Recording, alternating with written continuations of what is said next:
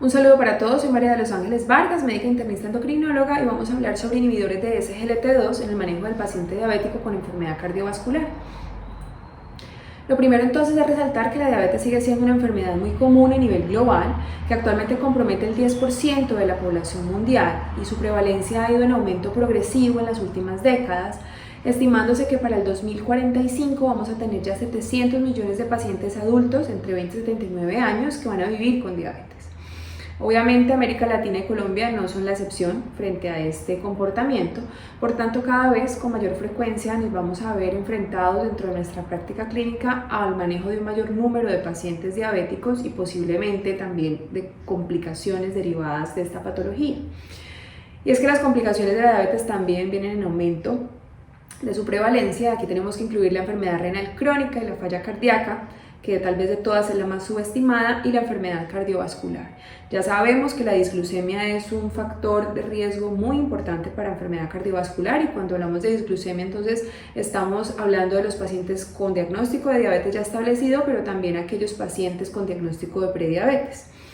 Y es que la enfermedad cardiovascular sigue siendo nuestro gran problema, ya que es la principal causa de muerte en estos pacientes. Y digamos que esto se refleja en esta estimación que posiblemente ya han visto múltiples veces, pero que quise volver a traer para que dimensionemos la importancia del problema, donde vemos que un hombre de 60 años con diabetes va a tener una reducción en la expectativa de vida de 6 años comparado con un paciente de la misma edad sin enfermedad.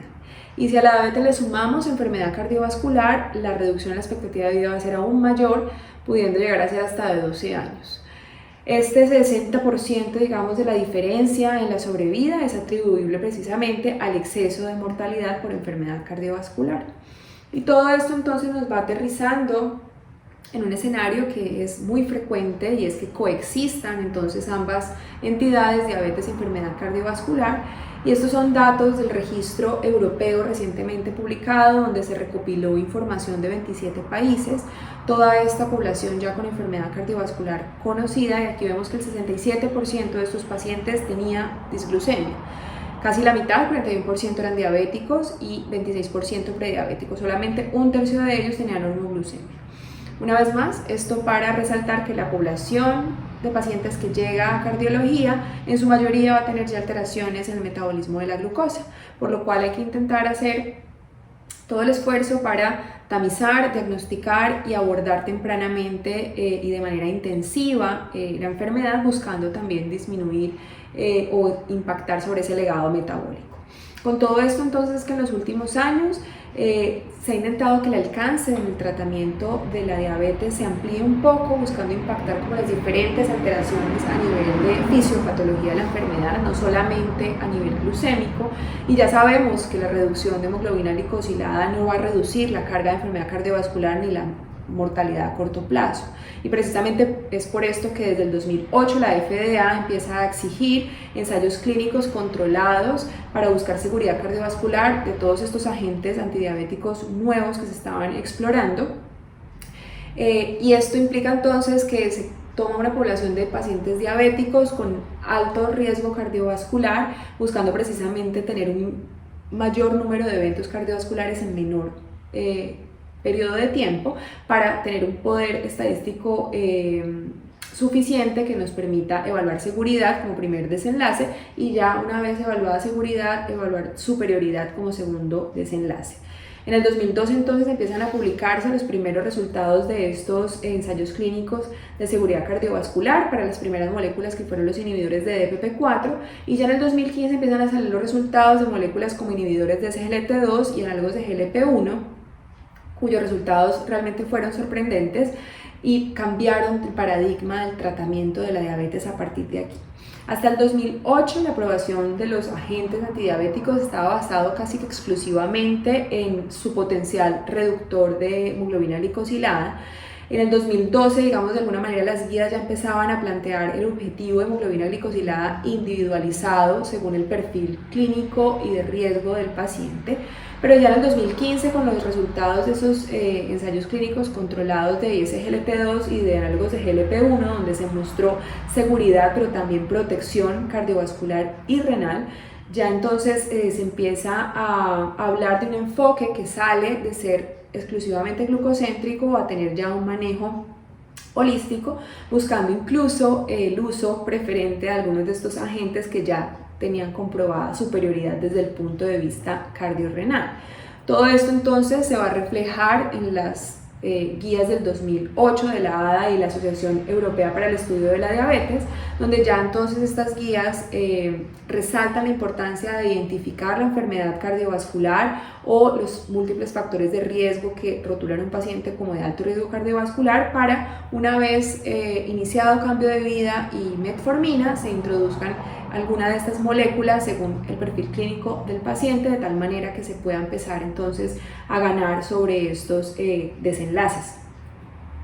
¿Cuál es entonces el mecanismo de acción de estos inhibidores de SGLT2 y qué explica la reducción de los desenlaces cardiovasculares? Y yo creo que esta pregunta todavía está en desarrollo, sin embargo hay cosas que ya tenemos claras. Primero, el papel del riñón en la homeostasis de glucosa es fundamental. Aquí ocurre gluconeogénesis y reabsorción de la glucosa. Ambas situaciones están aumentadas en el paciente diabético, sobre todo la reabsorción, ya sabemos que está aumentado gracias a la expresión de un mayor número de estos cotransportadores sodio-glucosa o SGLT. En condiciones fisiológicas, el 80 al 90% de la glucosa que se reabsorbe en ese túbulo contorneado proximal ocurre a nivel proximal por los inhibidores de SGLT2 tipo 2 y el 10 al 20% restante ocurre en la parte distal del tubo contorneado proximal a través de los SGLT1.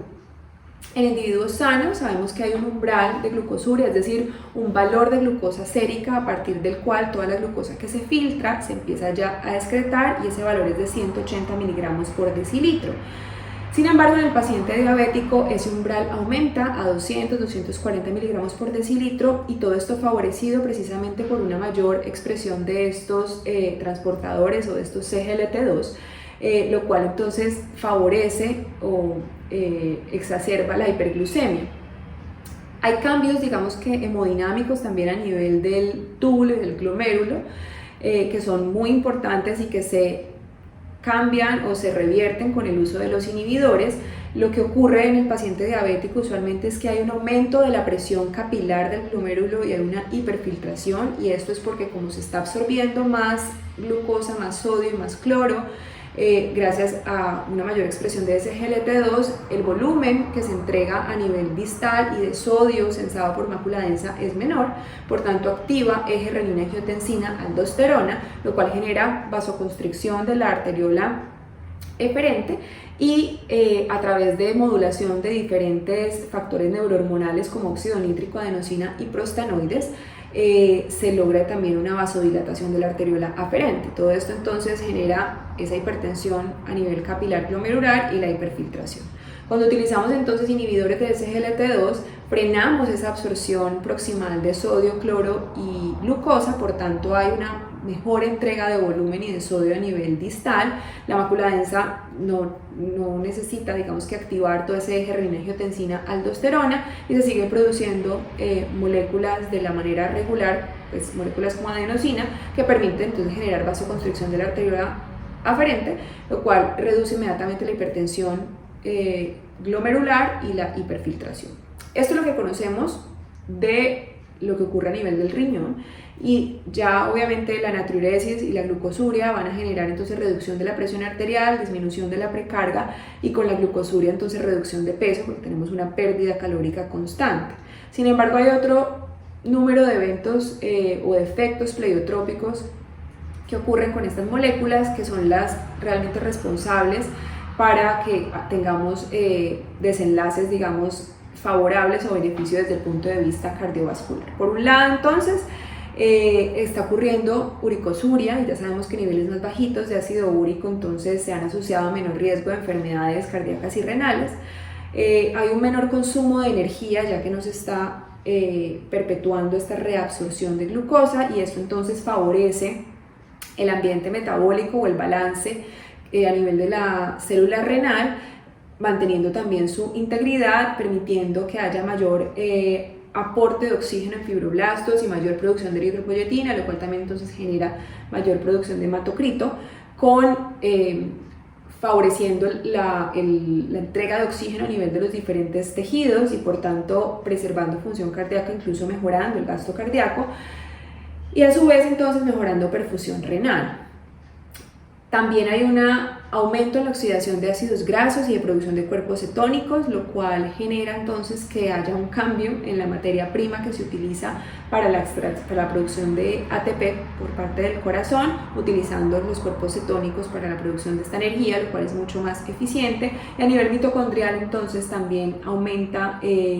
o mejora la producción de energía mitocondrial, porque aumentan los niveles de calcio a nivel de la mitocondria,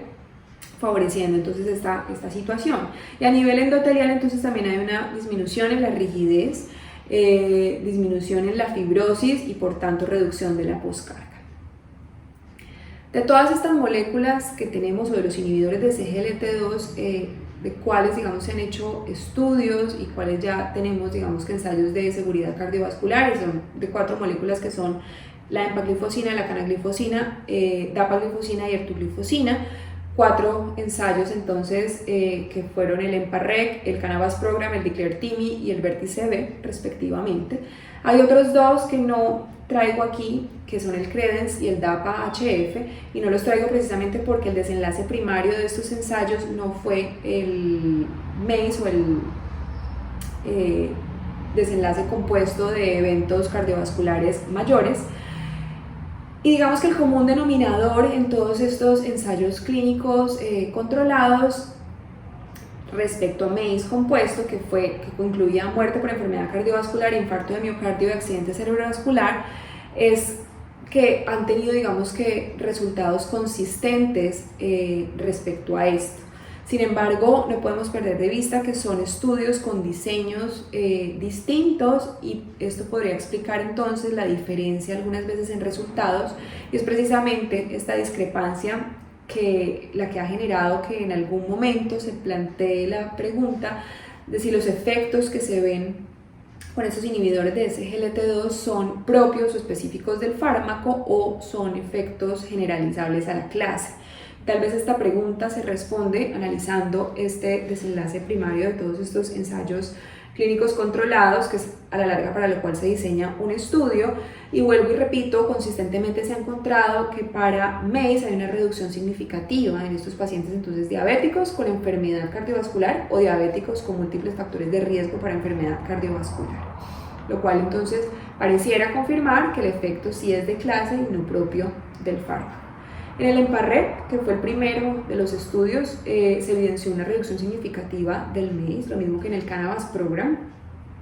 Tal vez aquí sí estuvo jalonado este resultado por la subcorte de pacientes con enfermedad cardiovascular establecida, ya que este estudio sí tenía población tanto de prevención primaria como de prevención secundaria.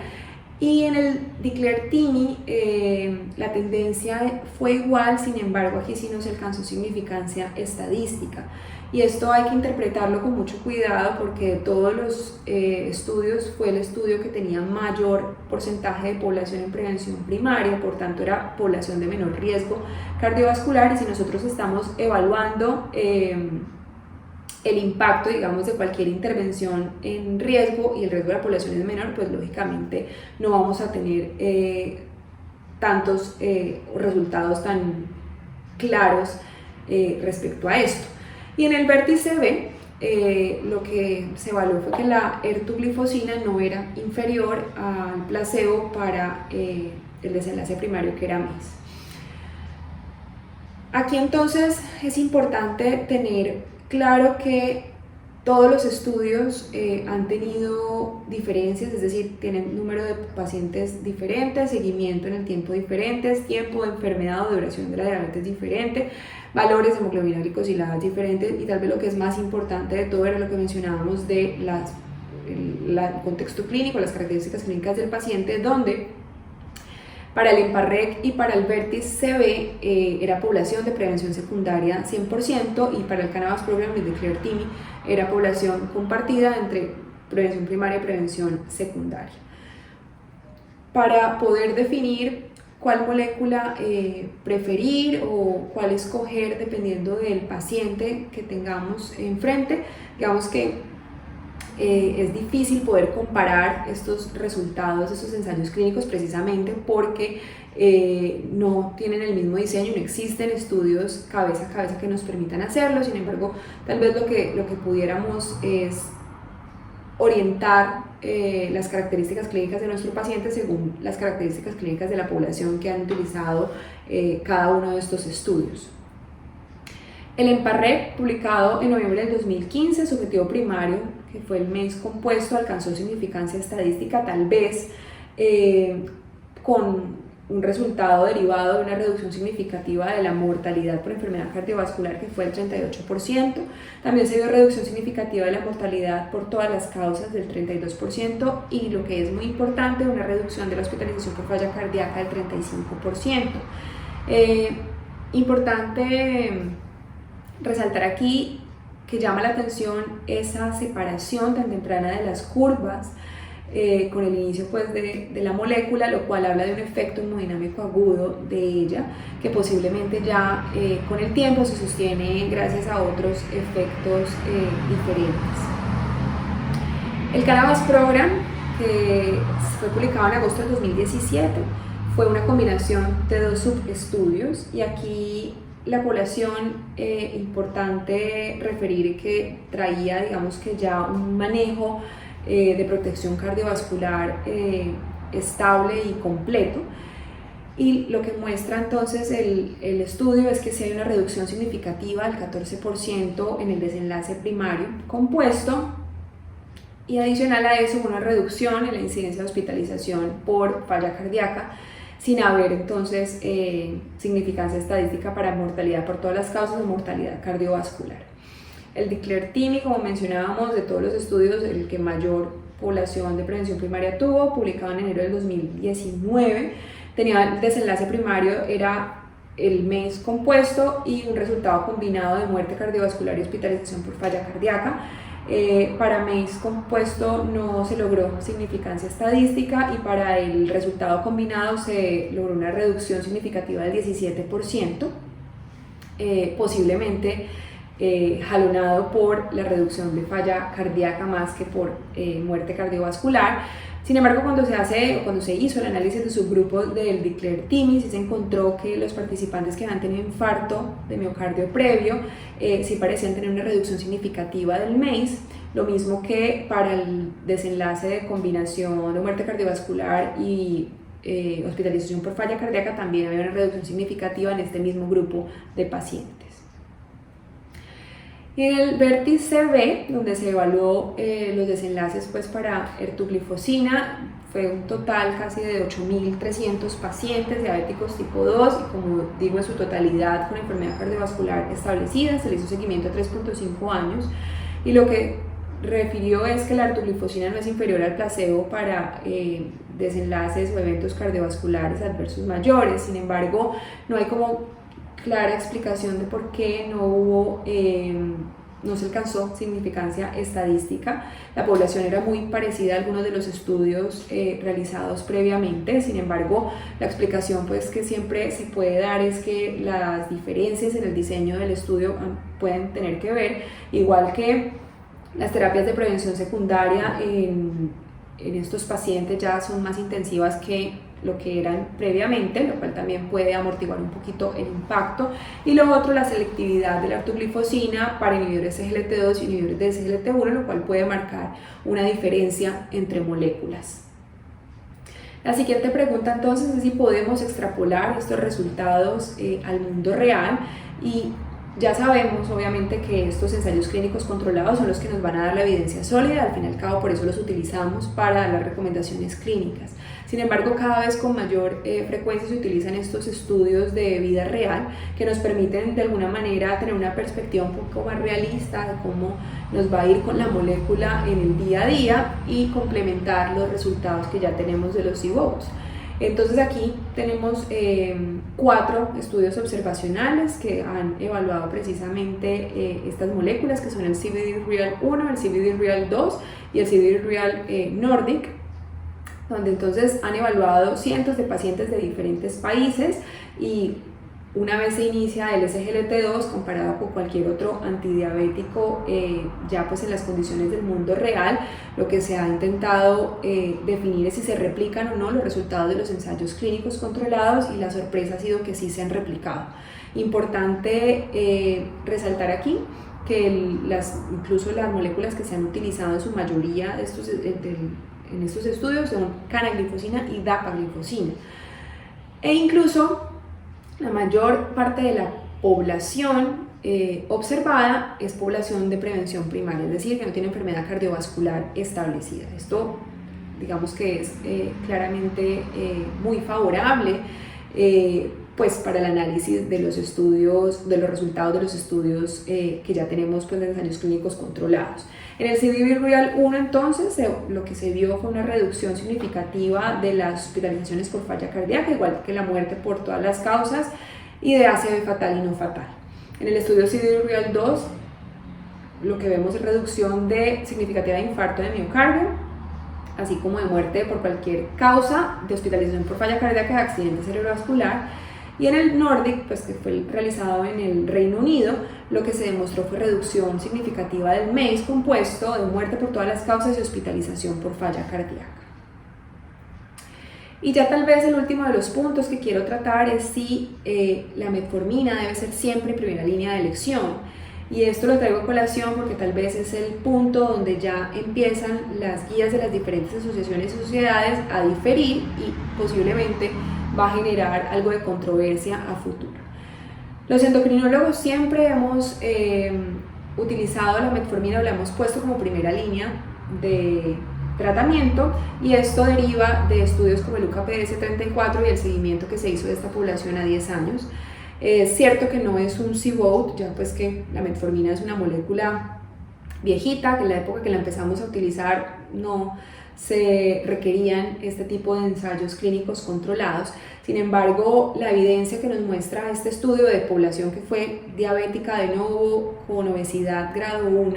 que se intervino entonces de manera convencional solo con dieta o de manera un poco más intensiva con dieta más metformina, es que el grupo de la metformina tuvo una reducción significativa de infarto de miocardio del 39%, y fue una reducción que se mantuvo en el tiempo, lo cual pudimos evaluar en el seguimiento a 10 años que se hizo de esta población. Con esto entonces, la mayoría de las guías desde siempre la ponen como primera línea de elección, y aún hoy las guías tanto de la Asociación Americana de Endocrinólogos Clínicos y el Colegio Americano de Endocrinología, como las guías de la ADA, siguen todavía teniéndola dentro de la jerarquía como la primera al lado de las intervenciones en estilo de vida. Obviamente ya se empieza a hacer con toda esta nueva evidencia que resultan de estos CVOTs y de estas nuevas moléculas que nos ofrecen beneficios desde el punto de vista cardiovascular, ya se empieza entonces a generar, digamos que un algoritmo donde, independiente del control metabólico, si el paciente se identifica con enfermedad cardiovascular o de muy alto riesgo cardiovascular, pues ya se plantea introducir de manera temprana el uso de cualquiera de estas dos moléculas según el perfil clínico del paciente. Y esto va muy acorde precisamente a lo que tenemos en evidencia, porque si nos devolvemos y revisamos las poblaciones de estos CVOTs, lo que nos vamos a encontrar es que en su mayoría estos pacientes ya traían la metformina, y a la metformina se le adiciona entonces cualquiera de estas moléculas, y de ahí los desenlaces que tenemos. La guía de los cardiólogos pues de la Sociedad de Cardiología Europea tal vez es la más agresiva en el abordaje o en el cambio del enfoque que se ha hecho. De aquí es donde difiere con las guías hechas por los endocrinólogos y va un poquito en contra de eso que tenemos ya tan interiorizado nosotros desde la parte de endocrinología, donde la metformina siempre va a ser nuestra primera elección. Ellos entonces plantean o basan, digamos que su guía exclusivamente en evidencia, y plantean que hay que estratificar el paciente, digamos que en 3 grupos de riesgo: moderado, alto y muy alto riesgo, y esto depende obviamente de si hay factores de riesgo cardiovascular no implicados. Casi que el paciente de moderado riesgo es el paciente joven que tiene menos de 10 años de diabetes, que en el caso del diabético tipo 1 tiene menos de 35 años, en el caso del diabético tipo 2 tiene menos de 50 años, y este sería como el único escenario clínico donde la metformina entraría como primera línea de manejo. Ya los pacientes de muy alto riesgo o de alto riesgo cardiovascular, que son los que tienen un factor de riesgo o enfermedad cardiovascular establecida, ya esta guía plantea que hay que iniciar con inhibidor de SGLT2 o con análogo de GLP-1. Esto posiblemente, como decía antes, va a generar controversia o va a ser motivo de discusión a futuro. Sin embargo, creo que vale la pena tener en cuenta como todas las aristas que tenemos para poder definir en nuestro escenario clínico y de nuestros pacientes qué es lo mejor a determinar. Y ya para terminar, como mensajes finales entonces, resaltar que ese cambio del enfoque que hemos tenido en el tratamiento de la diabetes, donde ya se nos ha abierto un poco el panorama y salimos de la exclusividad glucocéntrica o de mirar un solo valor de hemoglobina glicosilada y ya empezar a pensar en una intervención, digamos, más holística que nos permita generar un beneficio no solamente metabólico, sino también cardiorrenal. Y es aquí donde los inhibidores de SGLT2 y los análogos de GLP-1 como molécula nos dan la mano para lograr, digamos, llegar a ese objetivo. La diabetes cada vez más es, digamos, menos exclusiva del endocrinólogo y ya empieza a involucrar diferentes especialidades que se obligan, digamos, a tener ya experticia, no solamente sobre la enfermedad, sino sobre los diferentes tratamientos que hay, y siempre revisar o ver las guías como un referente, sabiendo que van a tener diferencias y que vamos a encontrar siempre diferencias entre ellas, pero lo más importante de todo es individualizar el paciente en el contexto clínico, en el contexto de riesgo y por supuesto en el contexto social, ya que muchas veces el escenario ideal se aleja de la realidad de nuestros pacientes y hay que intentar tener también un balance que nos permita ofrecer todos los beneficios desde el punto de vista terapéutico que queremos, pero de alguna manera que sea sostenible también por el sistema. Con esto termino. Muchísimas gracias por su atención y espero haya sido de utilidad.